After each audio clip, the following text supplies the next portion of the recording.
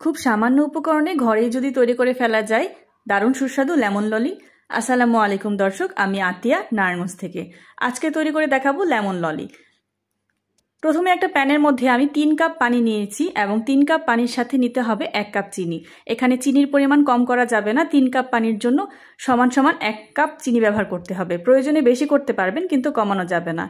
চিনিটাকে একটু জাল করে নিচ্ছি এবং চিনিটা যখন জাল হতে থাকবে তখন এই পর্যায়ে দিয়ে দিচ্ছি আমি লেবুর খোসা। একটা পিলারের সাহায্যে অর্ধেকটা লেবুর খোসা এভাবে দিয়ে দিতে হবে। খেয়াল রাখতে হবে খুব পাতলা করে ছিলে নিতে হবে, যাতে করে সাদা অংশটা বের হয়ে না আসে।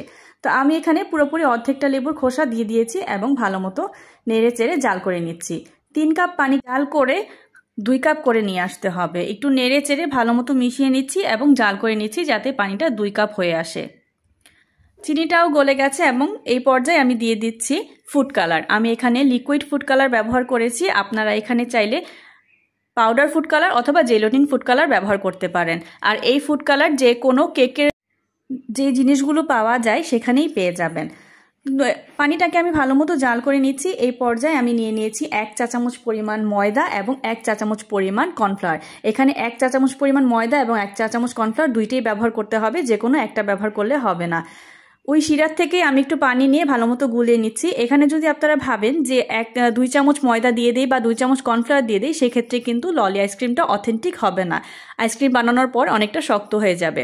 এর জন্য এখানে 1 চামচ ময়দা এবং 1 চা চামচ পরিমাণ কর্নফ্লাওয়ার অবশ্যই ব্যবহার করতে হবে।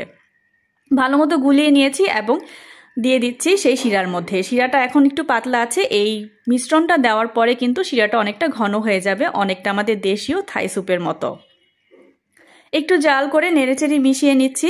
এই অবস্থায় কিন্তু নাড়াচা একেবারেই বন্ধ করা যাবে না, অনবরত নেড়ে যেতে হবে। যদি নাড়াচাড়া বন্ধ করেন তাহলে দেখা গেছে দলা পেকে যাবে।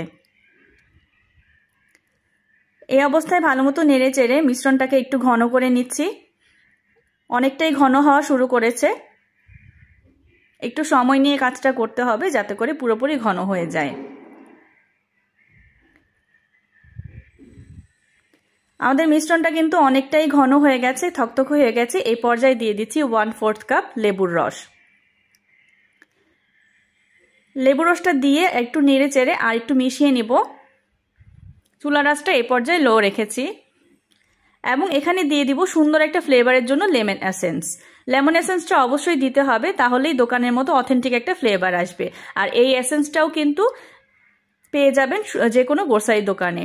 খুব সামান্য পরিমাণ দিতে হবে, 3 থেকে 4 ফোঁটা আমি ব্যবহার করেছি। এর জন্য একটা ড্রপারের সাহায্যে দিয়েছি, অতিরিক্ত দেওয়া যাবে না, তখন অনেক কড়া একটা